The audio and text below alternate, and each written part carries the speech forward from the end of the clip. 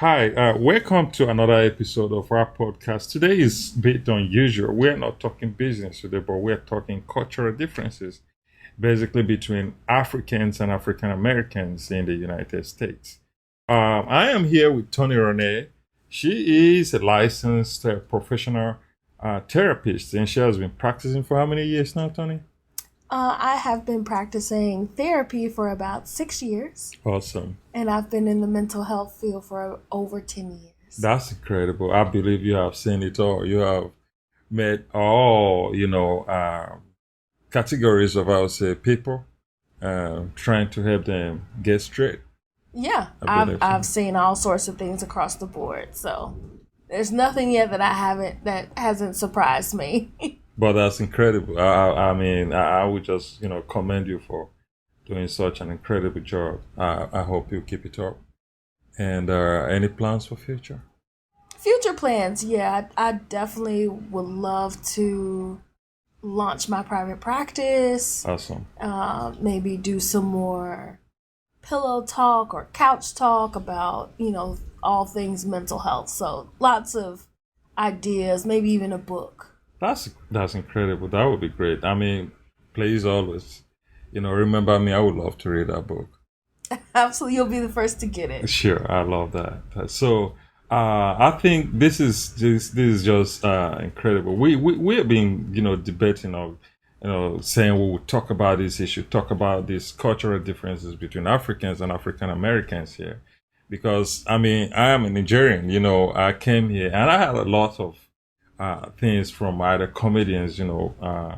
And some incredible artists and musicians, I would say, outlets that have lived here, heard about Africans, visit Africa, and some that have African parents, but were brought up in U.S. And then we have African Americans, and there is a lot of misunderstanding, between us, and I don't understand. So we always say we'll talk about this, and today, I believe it's a great day that we have to talk about it. So first of all, let me just ask you, what do you guys think of African? Like Africans generally, what do you think of us? Well, like you said, there's a lot of myths, there's a lot of stigma, a lot of jokes.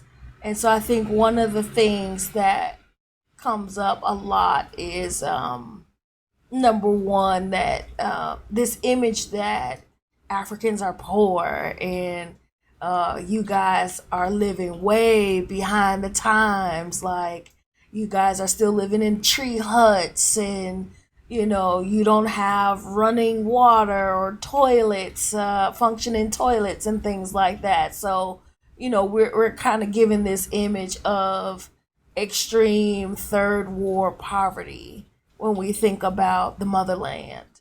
So that's a big myth, and in talking to yourself and other Africans, I've come to learn that we have been completely misled. So can you say a little bit more about that misconception? So I mean, it's partly correct and mostly I would say wrong as well. Now, Africa is a continent. First of all, it's not a country. Let me just get that straight. Right. Within Continent, Africa, not country. continent is continent, not the country. And within Africa itself, we have about 54 countries in Africa. 54 countries in Africa alone. I mean, if you put some of these other islands, you get up to 58 or 59. Wow. Now, what I say, first of all, is true in a way. There are places in Africa that people are extremely poor. That's true, no doubt. People are going through a lot in Africa, definitely no running water in most of the villages, or let's say rural areas. Bad roads, some places don't even have any medical facilities. People have to travel for a very long distance before they can access any medical service. People are dependently, I would say, just surviving by whatever they have. That's partly true. But again, that depends on a country. I mean, in almost every African country, you will have this. But let's say Africa is a very rich continent too, very, very rich. And we have a lot of rich people in Africa. For example, Nigeria, which is considered the most populous and the most richest African country. You have very developed cities in Africa, in Nigeria. And in some of these places, people even live better than the United States. And I would say this developed. Some places in Nigeria are developed far better than Chicago. I want you to elaborate on. So Eugene has shown me and has even broken down some costs, y'all. Yeah. So I just want to bait y'all a little bit. Eugene has been telling me, number one, the affordability, right? So anybody that was thinking about moving back to the motherland, let me tell you now, it is doable, right? So Eugene was telling me that, our typical 3-bedroom, 1-bath type of housing setup over in Nigeria, we could get that at a grand total of approximately $1,200 annually. That's true. Not monthly, y'all. That's true. Annually. That's true. And when I talk about interior design, y'all, the interior design is nothing like you've seen here.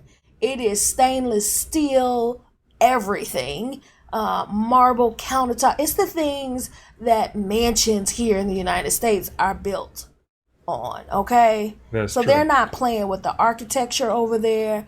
And again, the cost of living there is just night and day. So and then the cities. Can you talk about the beauty in some of the cities? So as I said, you see, let's say for example the capital Abuja, right, in Nigeria.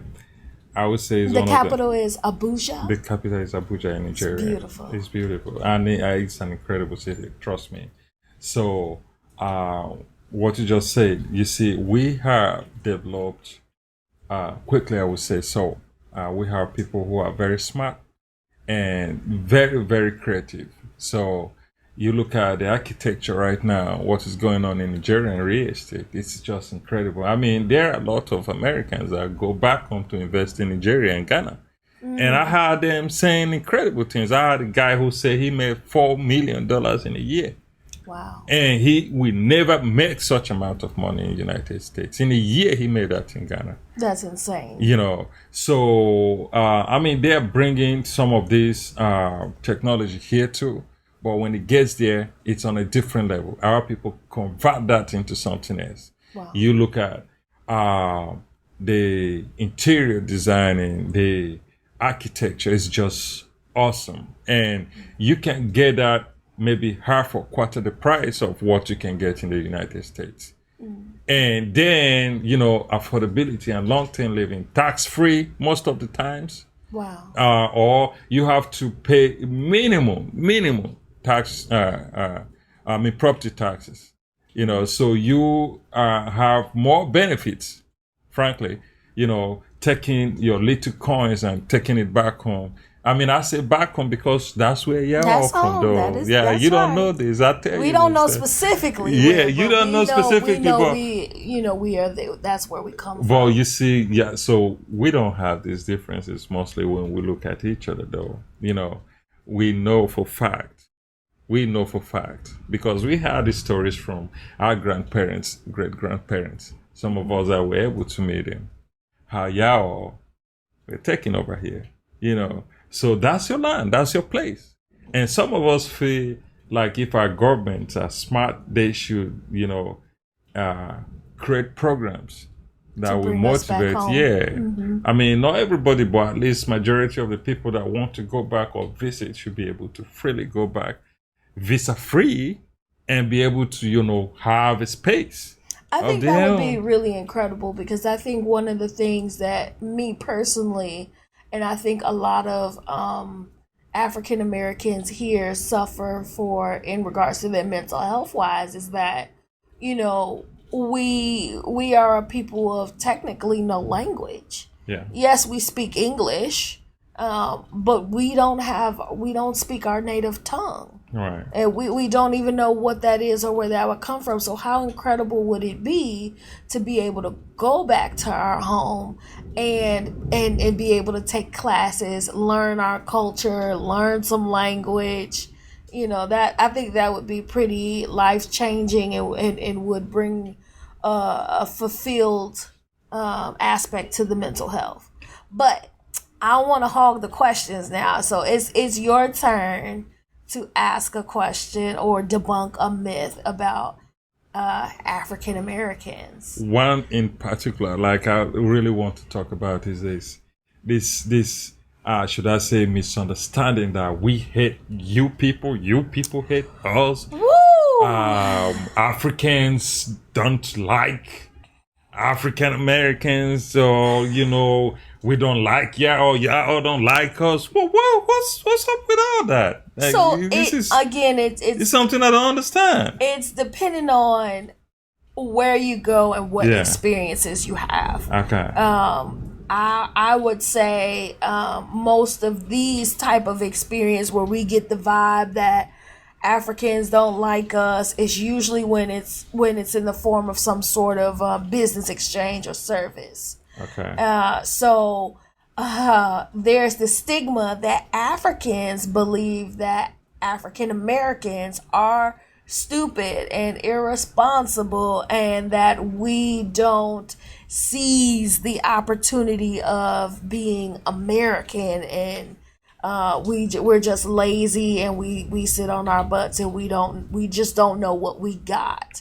And so sometimes we feel like when we enter into maybe a business arrangement, whether it's us getting our hair done or whatever other services that might be, we feel that we're overcharged, and it's because we're too dumb to challenge that. So that's kind of where it stems from, honestly.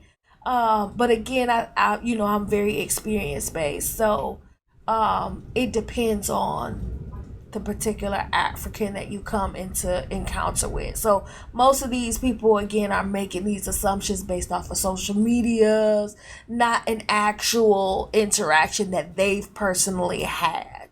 True. I mean, I agree more, because I think it's either miseducation or mates that basically don't hold, because growing up in Nigeria, we never thought of all these things. We don't have that stigma. We're not taught to hate. We just love you. This is why you see. So you guys don't feel like we don't know this take in Africa. advantage We of- don't know this in Africa. We don't have this stereotype. Let me just put it that way. That we don't know it. I started hearing about that here, and this is why. Yeah, I got so confused. I'm like, what's going on with you people here? I mean, I can understand maybe people kind of have some, bad experience and then use that, or maybe some people just purposely, miseducate some people to hate we. I believe so. I believe that might be, but we have to dig that. Dig more on that to actually know exactly where we got that wrong. But generally, based on my understanding, we have nothing against you guys but love. This is what I believe in. So when I get here and start hearing about all that, I was just, confused.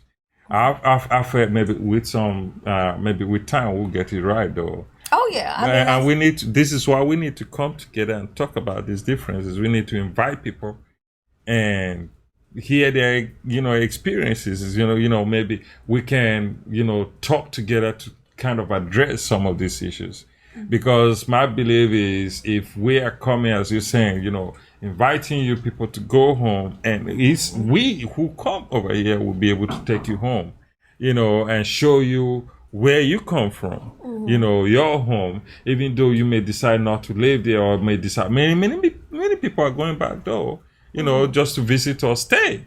Yeah. So we can have these differences, we can have this misunderstanding and allow this to go on, because you see, the problem is when you allow certain things to go on, people pass those to the next generation, and that's how it continues. Absolutely. And this is where we have to put a stop to that. We have to break this yoke, say this is only going to hurt us. Because Absolutely. whether we agree or not, there is a large number of Africans in America, and if we come together, if we see ourselves, all of us together as one, we'll be able to do well. We'll learn from you, you learn from us, we will share our experiences and build better as a people. We are one, basically. I mean, I love the idea Yeah. of it, honestly. Again, I think, African Americans can stand to be more open, Yeah. and not just believe the hearsay, and then be able to kind of like, answer these questions, debunk the myths, like, no, we're not lazy, I know we get a bad rap for being violent, for being, suckered into the drug system and all of that stuff. And America is a lot to digest in and of itself, let alone the African American culture. And I had that too. So some people say that we just have AK-47s in Africa. We are violent, we are angry, we are crazy people. But yeah, We hear a lot of things about, like, just again, Africa, the motherland. So we Yeah. hear a lot about wildlife, lions just kind of roaming the cities and stuff like that's that. not and true for sure. That's not true. I mean, look, if you go to Nigeria, for example, right? We don't even have wildlife in Nigeria. The only place you'll be able to see, if you are opportune to see wildlife, is in zoo. Okay. So East Africa have a lot of it. You go to Kenya, you go to Uganda, Tanzania, other area have a lot of wildlife, and they preserve it. So it sounds like, for the most part, you just need to know where to go. Yeah, Okay. I mean, they have a lot of tourists going to these places within this zone, and they do very good promotion of branding what they have there, so people go over there and see this wildlife. It's beautiful, very beautiful too. So, I think it's technically your turn to ask a question, but I'm gonna steal your question. Yeah, Taryn. go ahead. And I want to talk about the domestic part. So I want to get a little bit more specific. The way marriages are in African American culture, Right. is completely different. Exactly. From And that's what I wanted to talk about too. Good. So I read your interesting. mind. Sure. So, so in American culture, relationships are monogamous. They're between just two people. Right. And that household setting can look very different. You can have in an African American relationship where the husband assumes all financial responsibility and the wife tends to the home and tends to the kids and stuff. But you can also have an arrangement where tasks and bill paying and all of that stuff is a shared responsibility. Right. So given that, I know African marriage culture is just very different. Can you talk a little bit more about what's different from ours to yours? Right. So first of all, it has to do with law. The legal system in your country, America, obviously is very different compared to what we have in Nigeria. So we don't have a specific law anywhere in Nigeria that said one man, one woman. I'm talking of both in the Christian and in the Muslim communities. Generally in the country, you So can the law marry. doesn't indicate. The law does not, have that specific, guidelines that a man must marry one wife. Okay. We don't have such uh, a policy, or should I say, monogamist system. Okay. Right. So, uh, in the Muslim communities, in fact, some part of the northern part of Nigeria, which is predominantly Muslims, they practice Sharia law. And apart from the Sharia law, their religion allow them to marry four or more if they can Wow. afford to. Wow. So the majority of men, I would say the ones that are called Alhaji, have over four wives Wow. or more. They can. So then talk about what the dynamic of the household looks like. So let who me does just what? So let me just so coming down to our part where you have, let's say, Christians and Catholics, and all that part, let's say the eastern part and the western part, where you have this mixture of Muslims. So Nigeria is very diverse. For example, I'm speaking for Nigeria itself, but overall, we don't have this marry one wife, marry one. In my part of Nigeria, if you can afford three, you can still marry, even though you may be a Catholic. So if you are a Catholic or you are a Christian, maybe the church may say, no, we are not going to wed you because you have two or 3. Mm-hmm. We can wed your first wife. That's all. So that depends on the church or how you choose to practice your religion. But there is no law, no specific law that states that you must marry one. It all depends on your pocket as a man, because naturally, or let me say, the man assumes the responsibility of taking care of the household. So he provides for the entire family. So if he's well to do, and unfortunately, the people who marry more this time are not people who are doing very well economically. You go to villages, you have some people that marry about 3 now. There are reasons mostly based on, economic reasons. So the more wives, the more children, bigger farms.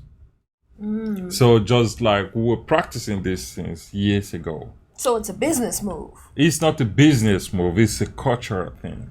So they believe in bigger homes for more food security. That's number one. Mm-hmm. And then again, there is no strict law that say you can marry 2 or 3. So when they have the opportunity, they just go for it. Mm-hmm. Now the good thing is, or should I say fortunately, or should I say progressively, we're kind of getting to a point where you are having more education, educated population. So majority of young men now focus on only one wife, it's getting to that point where we're having a monogamy, mostly type of system too. But there is no law that restricts how many women or wives you can marry. Mm-hmm. And it's expensive too now. Things are becoming more tough, more expensive. So weddings are expensive. You know how we do our weddings. And they have the cultural wedding, where you have to go to the village of the lady, right? Pay the bride price, do all the cultural rites. And then come back to the city to do what they call the white wedding. So it's done on several levels, and each of the levels are, a bit expensive, I would say. So they have to spend a lot of money. Mm-hmm. So people are becoming more wise, and the more people become more civilized, they are moving towards this monogamy of a thing. But legally, no one restricts anyone.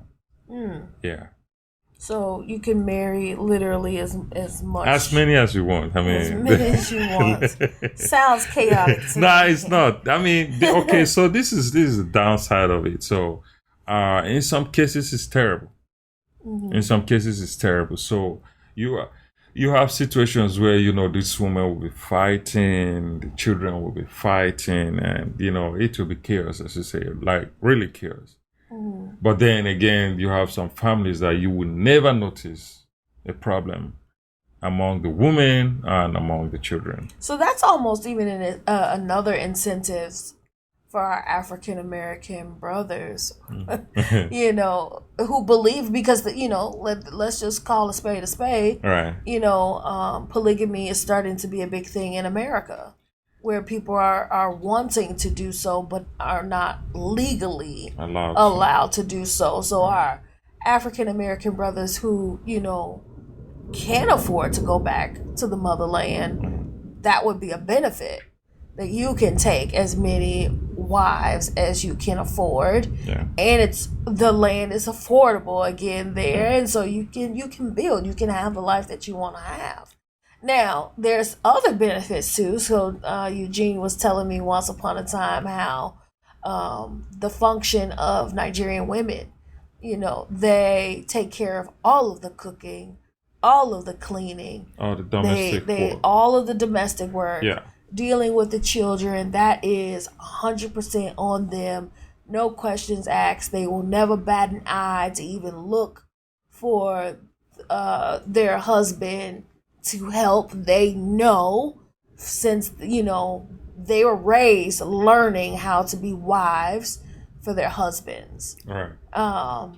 So I think again that is something that I think our African American men will again feel fulfilled, because that is actually something that can sometimes be a downfall in American marriages, where a man would want a more domesticated woman, but that's kind of not how things are in America anymore.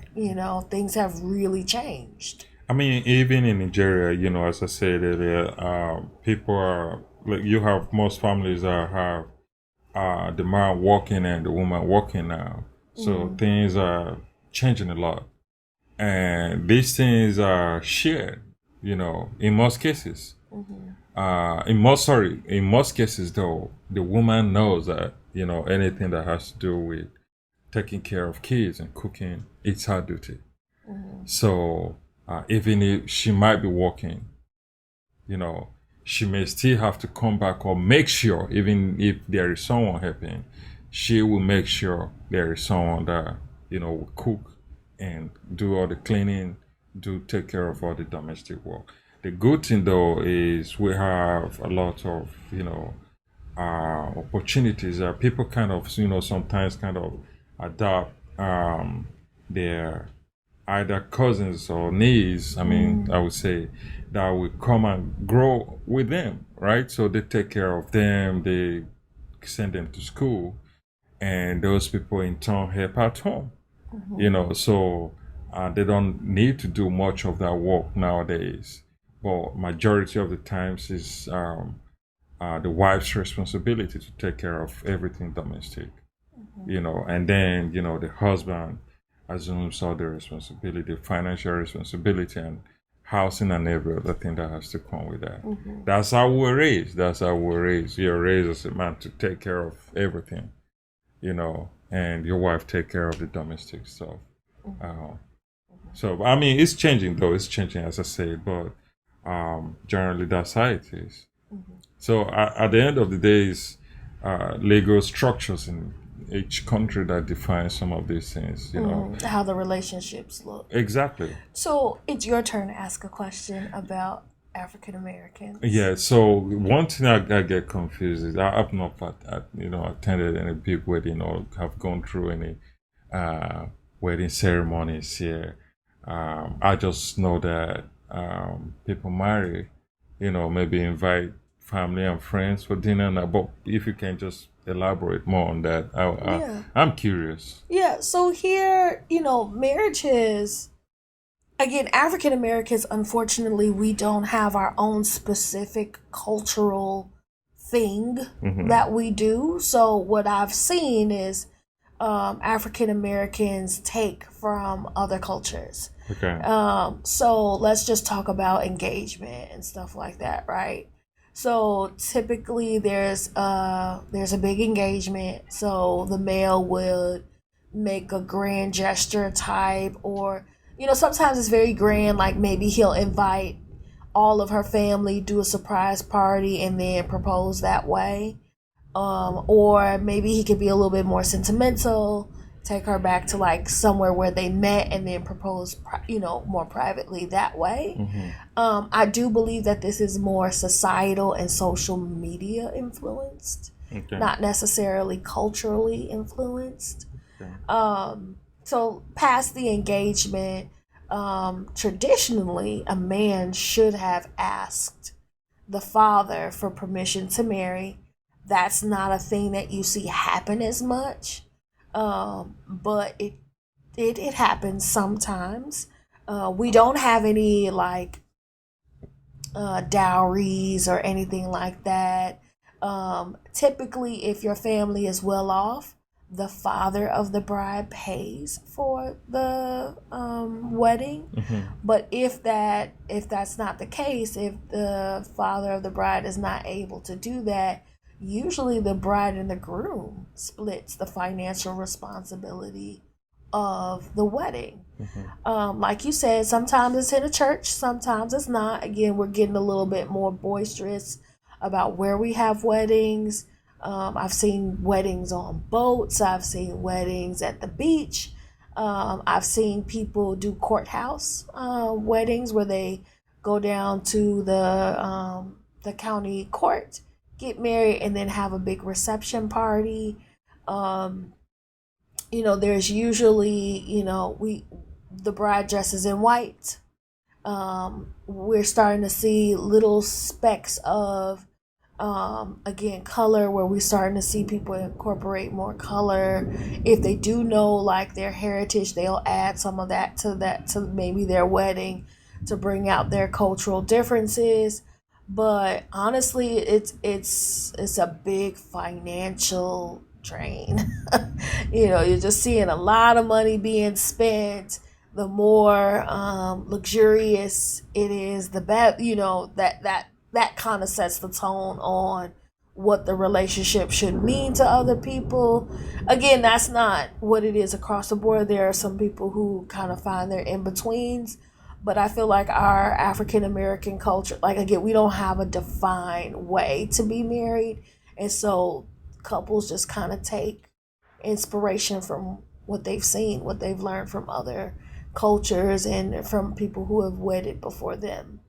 That's very interesting. Don't you think it's time for y'all to ask us maybe if For some we can? guidance. Yeah, exactly. But you know like, what? yeah. In all honesty, like, I think it's something that needs to be shown. Now we are starting to look. I've looked myself. I've seen some videos on some beautiful African weddings, and I've seen that even in the African weddings, they do the traditional white dress, but then they do their cultural dresses. Right. And so I think the common denominator in our conversation about Africans versus African Americans is African Americans just don't have enough information about where we come from. Right. We can't make changes or, fully be who we are if we don't know who we are, if we don't see those examples, if we don't have those experiences. So, I believe experiences change everything. True. And so if we were to see, if there was some sort of platform where we can kind of learn, connect, see, experience more, even with music, because I'm shocked that we haven't talked about music, but we need to know and listen to Wizkid and Kiss Daniels and like all of these wonderful African artists. Like we need to know, like, it isn't America everything. It isn't African American everything. There's more to us. And so even with the dances, like sometimes I look at our dances and then I see the African dances and I'm like, they're so close. They're so close. So like our foods, the way some of our soul food compares, like African Americans love okra, y'all. So let's just put that out there. We love okra. Y'all love okra. Y'all have okra soup, and stuff like that. So it's just like, I think the more we can share amongst each other, the more y'all can show us. I would love for a mentorship program to kind of happen. But if we can share and learn, and I just think it would be incredible. I had Steve Harvey the other day was talking about Burna Boy, that some people be saying that um Burna Boy stole, or somehow I can't remember exactly how he put it though, but he was like, they say Burna Boy stole our type or their type of music. He was saying, no way, they stole this from the Africans, because See, these but see, guys I think they have it's the words that yeah, mess up the message. So I always tell people, and this is me throwing my little therapy in here. yeah, We have to take the judgment words off mm-hmm, when we're having a conversation. right. If Steve Harvey said that Burna Boy stole, steals, He, no, he that said term, people accused him, yeah. So that term but stole. technically he says they stole this from we Yeah, so Africans. I can only imagine that Yeah. hearing that Africans got defensive because of the term he stole. So I think number one, Steve Harvey needs to apologize and correct that. Nah, because he I don't has think no. I think what he meant was to saying say what was people that say they were. though. He was saying what people say. But you can't say what people say, especially when No. it hurts both African Americans and Africans. Right. So we have to learn how to talk to each other There is. about each I don't other think. and say, I don't think there is anything wrong compared to what he said, though. But now he was trying to this. How will I even put it though? Anyway, the bottom line, he I was think saying he was that trying we to say Africans have better rhythms. We have better music, and But he was trying to say that see- hip hop was a thing of its own. right. But you see, even hip hop.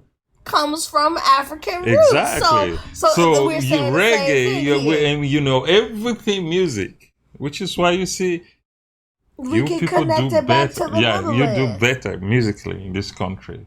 It's But do you we just give do, it to but black do we people. do we But do what we're better, saying or is it just no, put on as a far as platform as far as music, so far what we had rap, hip hop, and blues, jazz.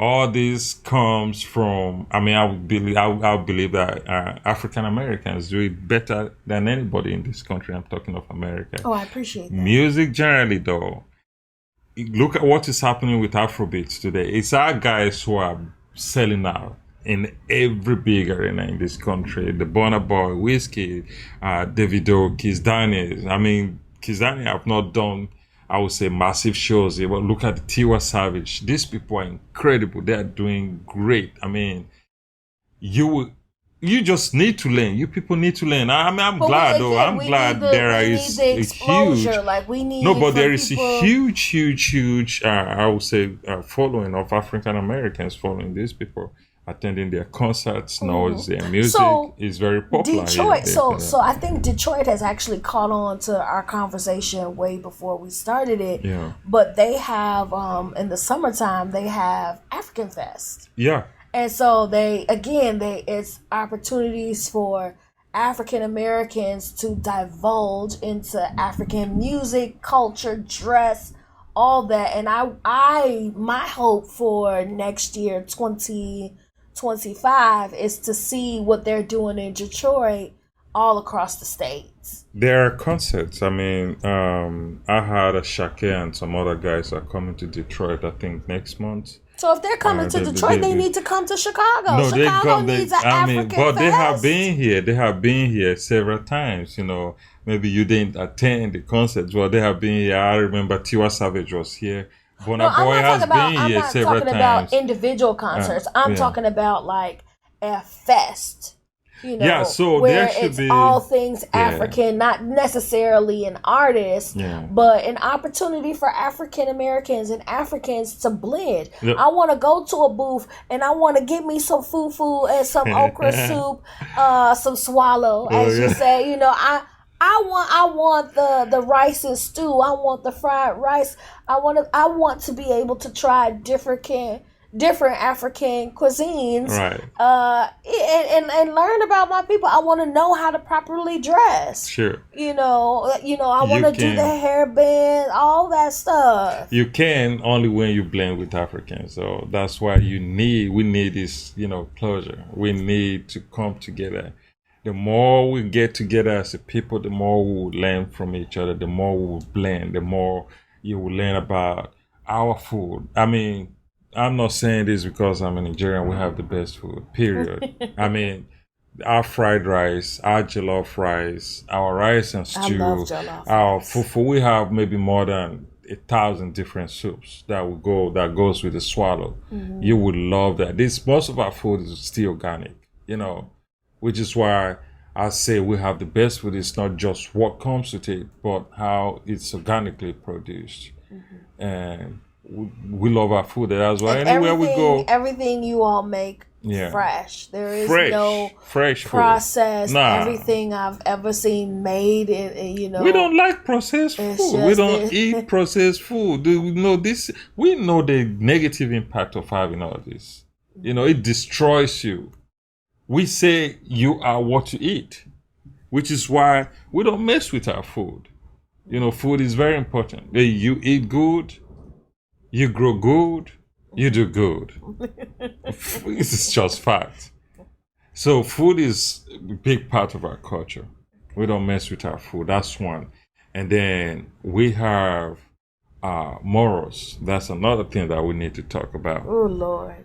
Morals. We respect everybody that is our elder, not just our parents.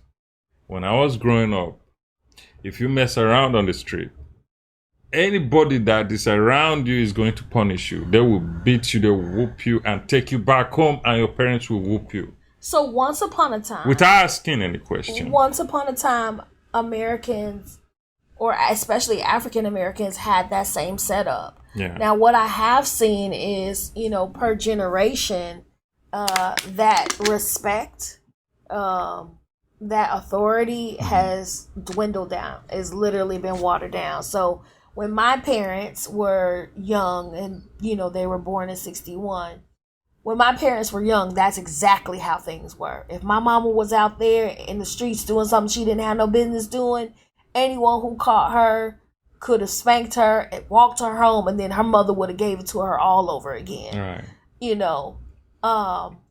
My generation, I think we were the ending generation of that. I think that's where people started to get territorial and say, you can't hit my child, etc., etc. I think we saw more involvement from the law about how parents can reprimand their children.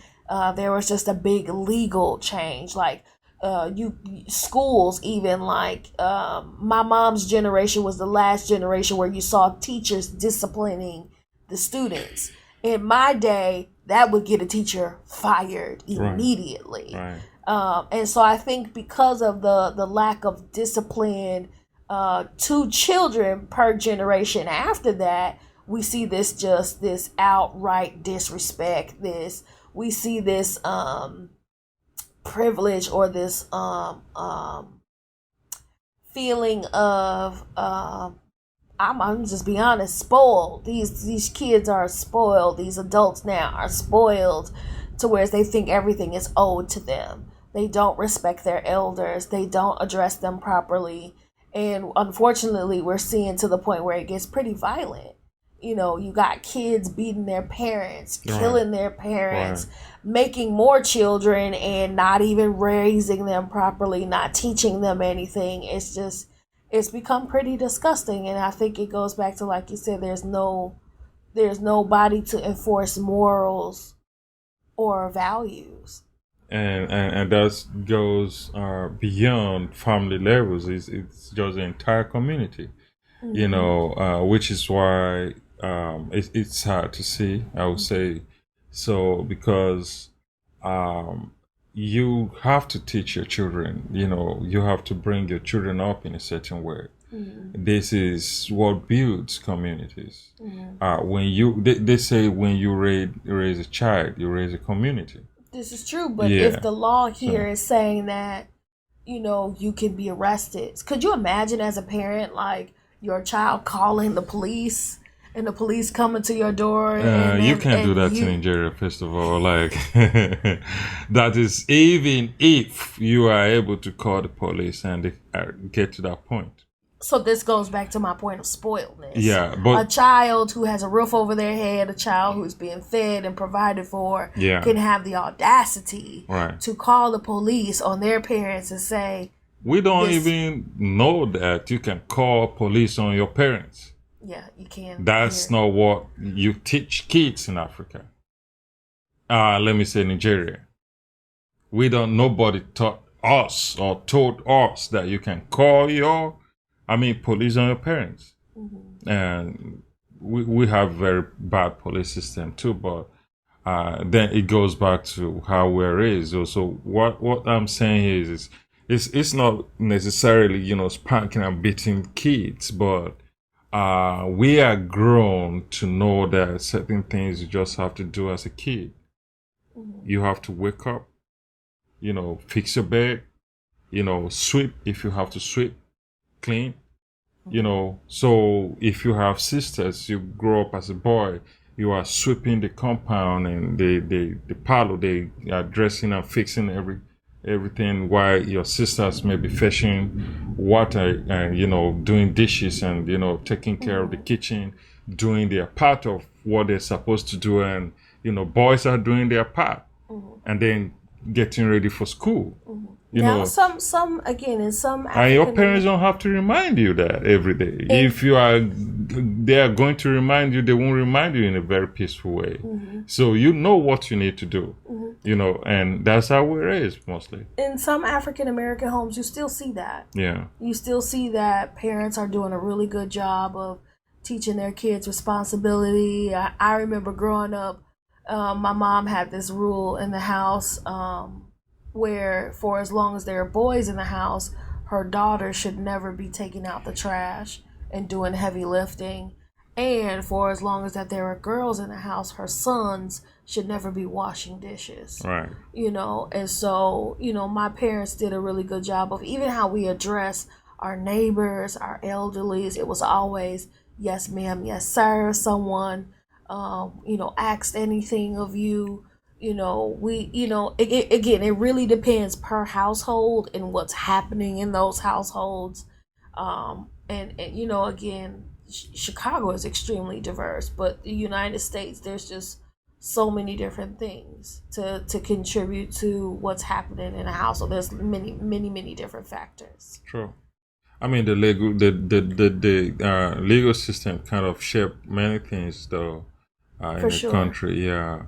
Sure. But generally, people have values, and culture play a very important role. Nigeria as a country is very diverse as well. If you go to the north, the western part, where you have the Yorubas, for example, you can in any way, no matter how big you are, grow up standing in front of your father and greeting your father.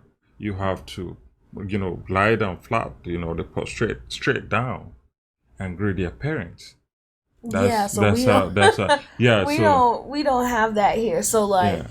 I mean, even in Nigeria, I'm saying that it's different. Like I can greet, but normally I'll wake up, go to my dad and greet him properly before you do anything. That's proper respect. Right, you understand? Yeah. That's how we do, though. It doesn't matter how grown you are.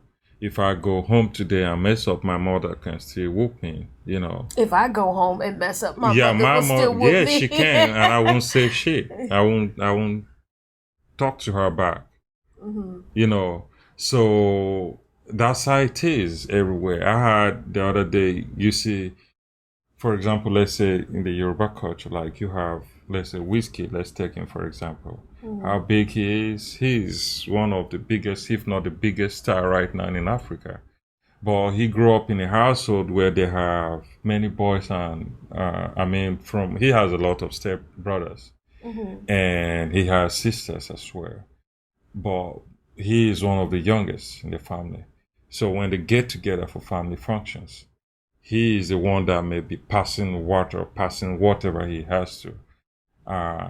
No matter how big he is or how rich of course, that's how it is. Awesome. So we value these things. We don't play with these things because at the end of the day, You are your family. Your family is you. Your family have you. You have your family. So what comes once you're going back to your family, you can in any way say you are bigger or better than the rest of your family. Your family is your family. And if you are the firstborn, you are accorded so much respect as well. I am the firstborn. I have many siblings, and they all look up to me. They will respect me regardless of whosoever they become. That's how it is. If as far as we go back on, we have to discuss on the family level. They are not going to do as they wish. They will do what I decide based on my understanding of whatever we're deciding or we're talking about.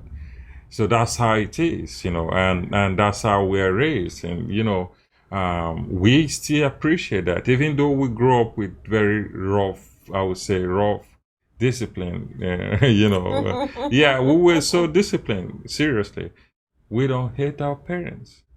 We love them. Well, I mean, again, I think in America, I think it's all about how things are now presented. So, Okay. So we're coming to the end of this session, and I think we have covered a lot today. We will see you maybe next week with another episode. Before we go, I would just like to ask you to comment and let us know what you think about this episode. What you think, what you expect us to cover in the next episode. If you have questions as well, please drop it in the comment section. If you want to join the conversation, we're inviting you to join this conversation. We need to get together. We need to talk. We need to solve our problems, our differences, become one, build better, and, grow together. Right? So please let us know what you have. What you think in the comment section. If you have closing words. Yeah, just thank you again for having me. This conversation was a joy to have, just to even just talk about our differences, and I'm looking forward to more conversations. Right.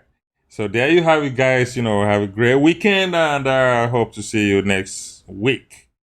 So thank you. Have a great weekend. Bye.